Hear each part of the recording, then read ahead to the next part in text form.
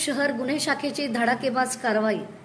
पुणे मुंबईतील सराईत टोळी जेरबंद, 4,95,000ची मुद्देमाल जप्त। सोलापूर शहरातील न्यू बुधवार पेठ परिसरात एकाच रात्री 2 बंद घरांवर दरोडा टाकणाऱ्या आंतरजिल्हा सराईत चोरट्यांच्या टोळीला शहर गुन्हे शाखेने अवघ्या काही दिवसातच बेड्या ठोकल्या आहेत। 4 मेच्या रात्री चोरट्यांनी 2 घरांचे कुलूप तोडून रोख रक्कम आणि सोन्याचे दागिने लंपास केले होते। या प्रकरणी जोडभावी पेठ पोलीस ठाण्यात घरफोडीचे 2 गुन्हे दाखल करण्यात आले होते। घटनास्थळी मिळालेल्या सीसीटीव्ही फुटेज आणि तांत्रिक तपासाच्या आधारे गुन्हे शाखेने पुणे येथे सापळा रचत 4 सराईत आरोपींना ताब्यात घेतले। आरोपींनी मारुती सुझुकी इको कारमधून पुण्यातून सोलापुरात येऊन चोरी केल्याची कबुली दिली।